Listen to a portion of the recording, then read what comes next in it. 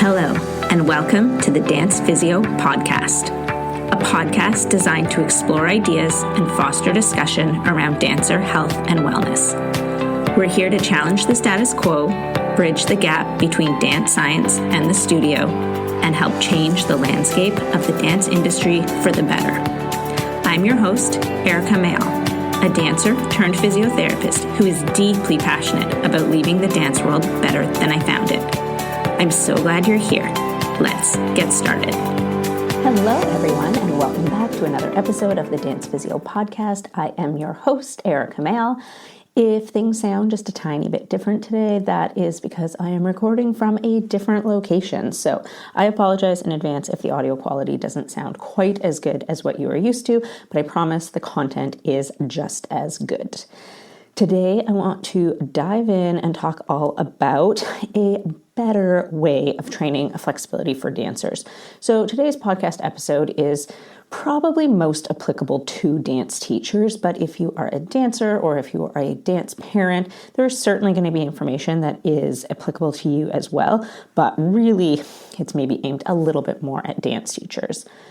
I was inspired to cover this topic today because there's been a massive proliferation of posts on social media that are really glorifying and exploiting flexibility. Again, this is not necessarily a new thing, but I feel like we've had a bit of a resurgence recently. And who knows, maybe this just has to do with the algorithm and what I'm seeing more of. And people often send me posts, like mostly kind of horrified, showing me these posts and being like, oh my God, have you seen this?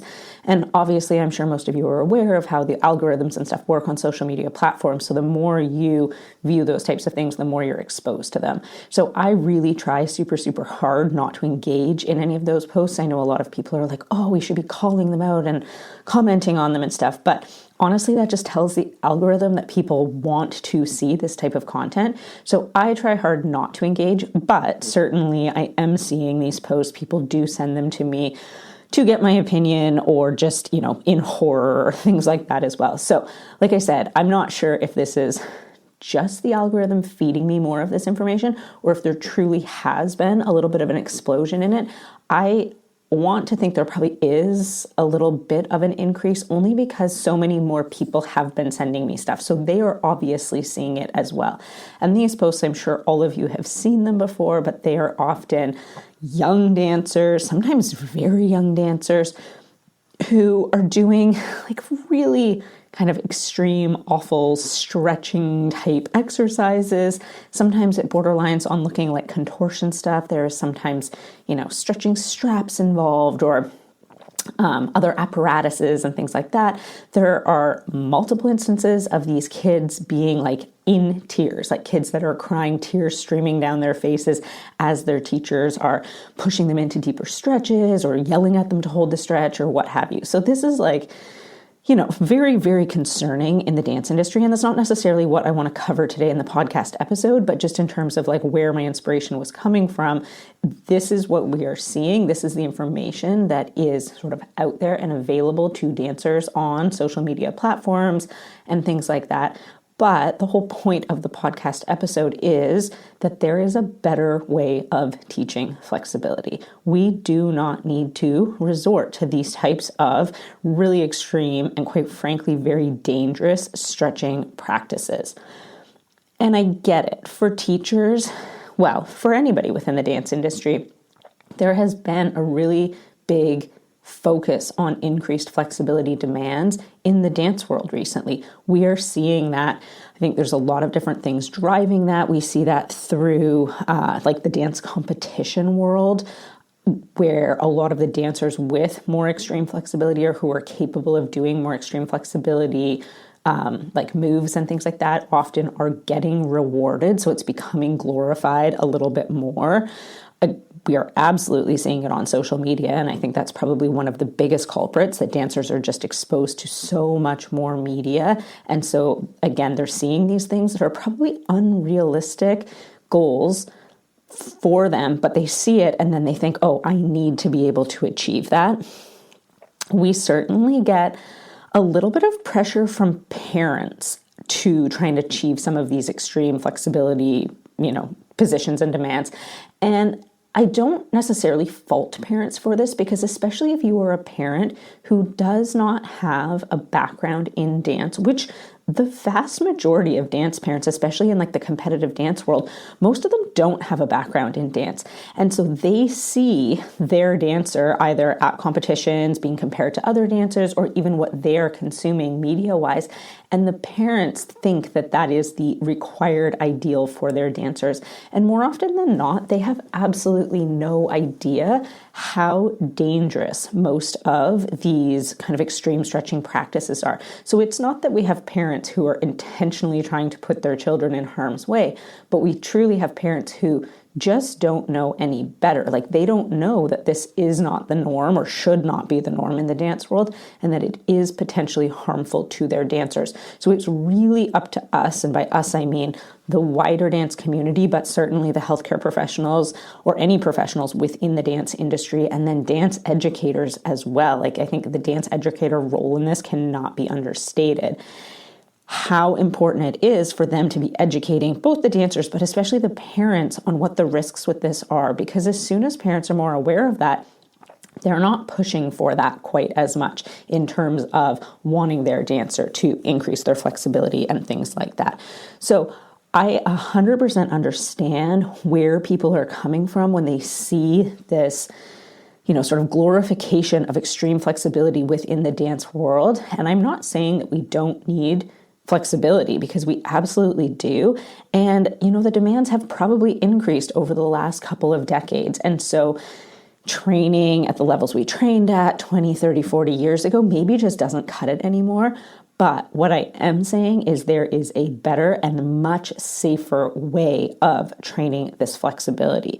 And so we really want to kind of change the way, and especially as dance teachers, change the way we think about what our flexibility training programs are.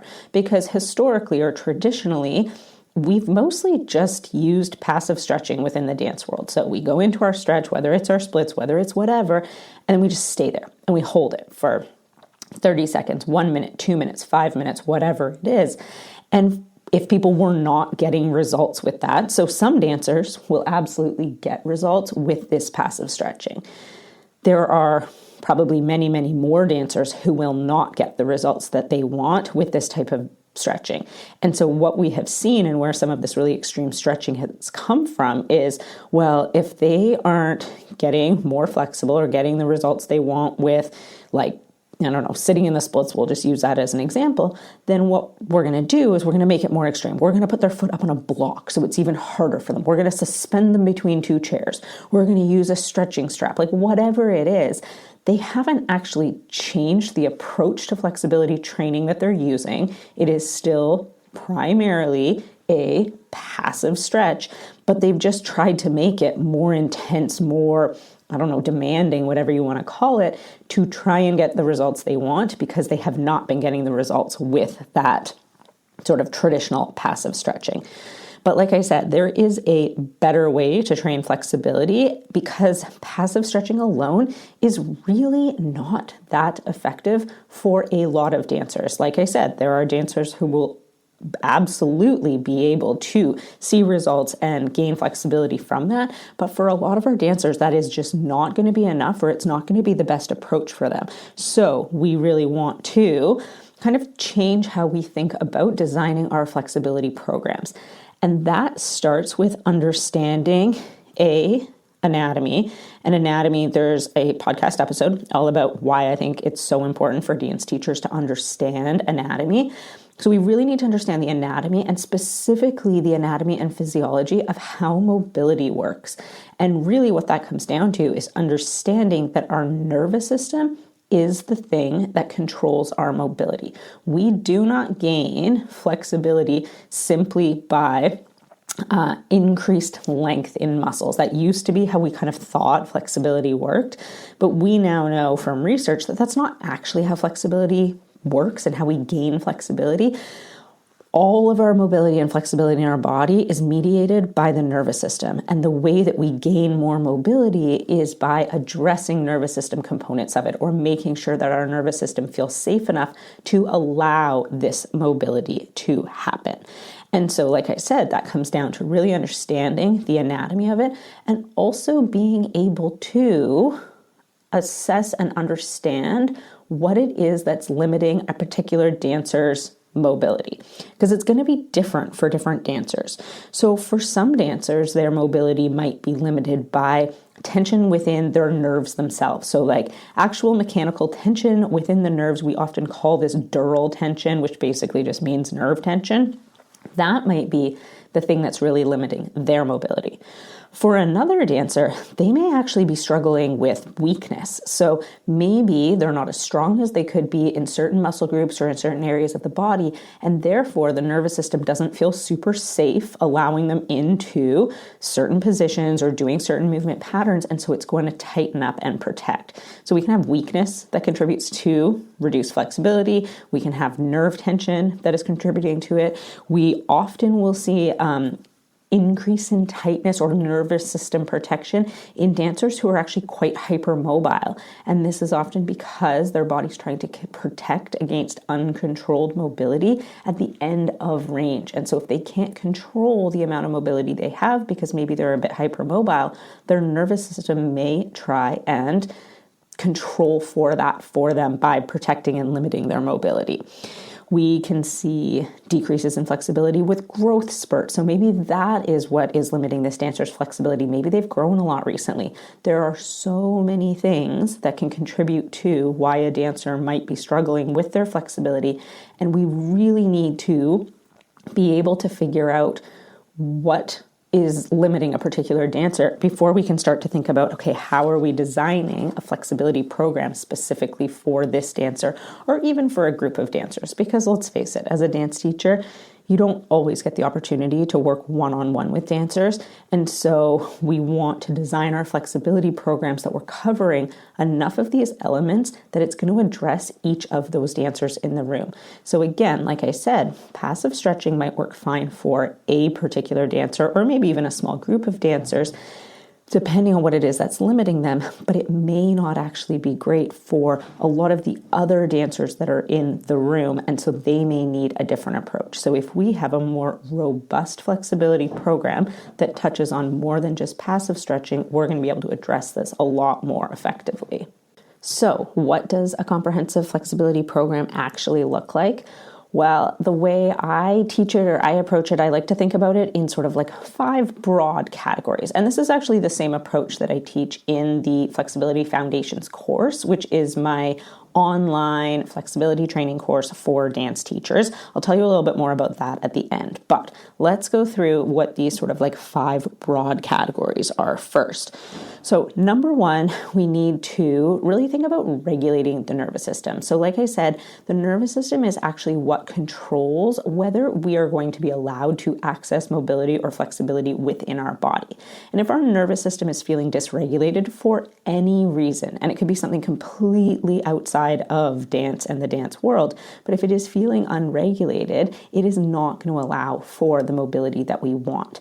And so again, this might look different for different dancers, but it can be as simple as focusing on incorporating some breathing techniques before we get into our stretching practices, or maybe we're looking at, I don't know, let's say the vagus nerve stimulation. And so maybe we're going to do some humming or things like that. Like honestly, it can look like so many different things. But as a broad umbrella, we want to think about regulating the nervous system to make sure that our dancers are ready and that their nervous systems are ready for the other inputs that we are going to give them.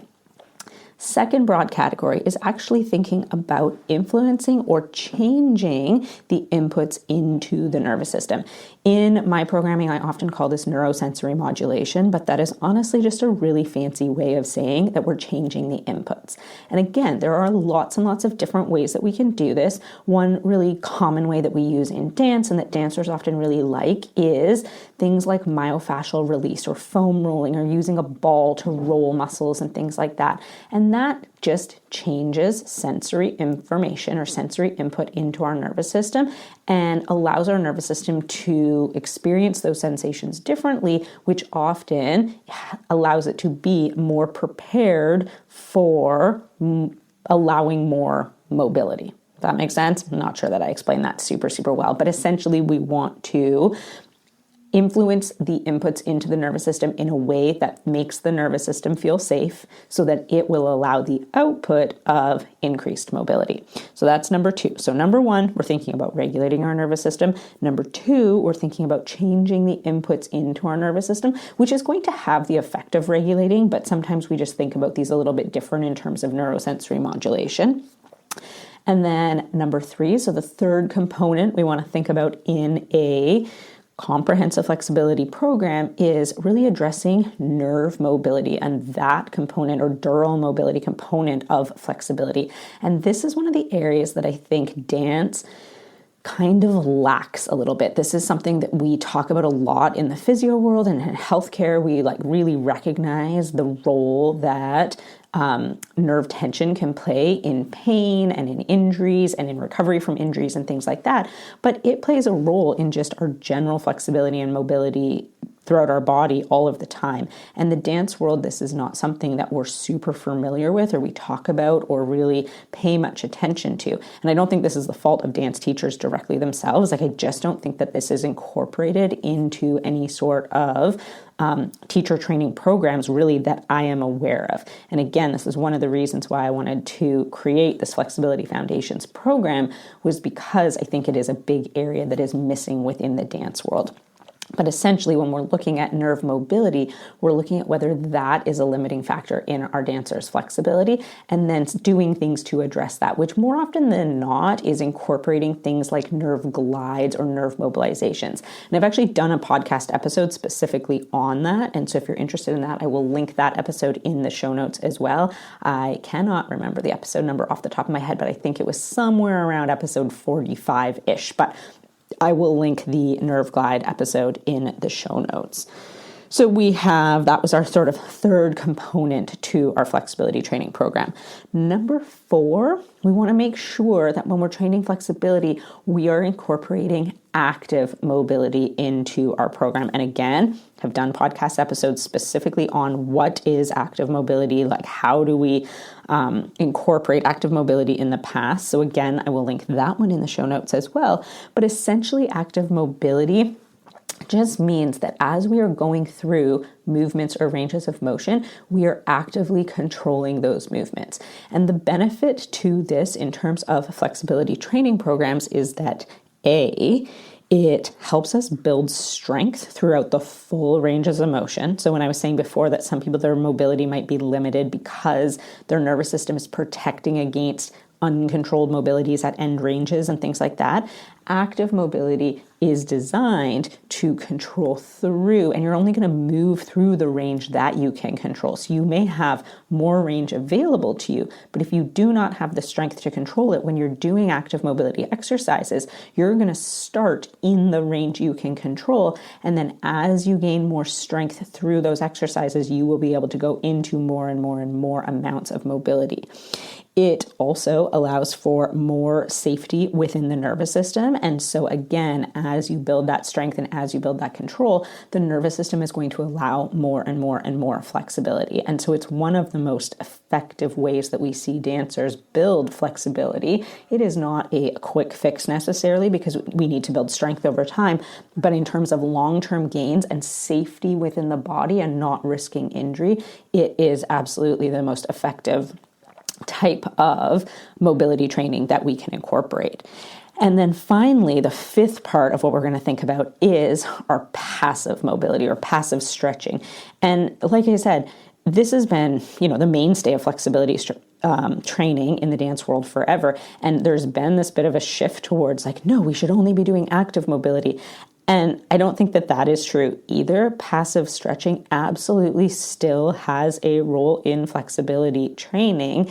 However, it just shouldn't be the only thing that we're doing. So if we are doing the other things well, so we are thinking about regulating the nervous system, we are thinking about changing the sensory inputs into the nervous system, we are addressing nerve restrictions, we are doing a lot of active mobility, then passive stretching absolutely still can and should have a place in our training programs, but it just should not be the only thing that we are doing. So if we are covering those 5 broad categories really well in our flexibility programs, we are going to be able to meet the needs of all of the dancers in our classroom. So there's going to be dancers who, the passive stretching part might be great for them. Those are your dancers who are already making gains with your regular traditional stretches. But you're going to then also have dancers who really need the active mobility part of it in order to learn how to control their movements through range. And then you're going to have other dancers who really need more of the nervous system regulation component because they just have a lot going on and have maybe struggle to regulate their own nervous systems and things like that. So by having a more comprehensive program that's kind of like 5-pronged approach or whatever you want to call it, you are going to better meet the needs of each dancer in your classroom as opposed to potentially only meeting the needs of a few or some of the dancers in your classroom. So, like I said, this is the approach that we use in the Flexibility Foundations program. So that is, I'm going to just tell you a little bit more about it right now because I don't do a great job of talking about, programs and services that I offer. So the Flexibility Foundations is a 4-week online program for dance teachers that basically takes you through exactly like what I just talked about, except for we actually go into the details of what does this look like? What exercises do we use? You get lots of exposure to nerve glides and nerve mobilizations and different active mobility drills and things like that. So it's more practical. It takes place over Zoom. It's an online course. And like I said, it runs over 4 weeks. There are recordings available. There's a lot of people who've taken part in it in the past who haven't been able to attend the live sessions just because of time zones and things, but have had really great results using this methodology in their flexibility programs with their dancers. So if that's something that you are interested in, you can check out more details about it on the website. I will put the link in the show notes, but it is essentially allegroperformance.com/flexibilityfoundations. And there is another round of it starting soon. It's starting at the end of August. So I'm not 100% sure what date this podcast episode is coming out on, but registration for Flexibility Foundations will be opening kind of mid-August. So keep an eye on social media. I believe registration is going to open on August 17th. The course is starting towards the end of the month. I think it starts on August 29th. So those dates are there for you. Go check it out if you're interested in learning more about this approach to flexibility training. But even if you don't take part in the course, I hope that this episode really just gave you a little bit of a chance to reflect on what your flexibility programming is like right now and maybe where there might be some components you might be missing, because I suspect that you're covering some of these components already and probably covering them well, and you might be missing a few of these components. So hopefully that gives you a little bit of information that you can kind of reflect on and maybe think about kind of changing up your flexibility training just a little bit. And hopefully, and I'm very, very certain that people who are listening to this podcast episode, I'm sure are not the people who are posting the really, really dangerous flexibility stuff that we are seeing online. But again, just knowing that it's out there, being aware of it. And then, like I said, trying not to feed the algorithm with those. You see these posts with just thousands of comments and everybody sending them fire emojis and stuff like that. But really, as much as we can, we want to not give a lot of attention to those posts because it really does feed the algorithm and then it makes people kind of want to do more of it. So anyway, just something for you to think about. I hope you found this podcast episode helpful. I really appreciate you tuning in and listening today, and I hope you have a great rest of your day.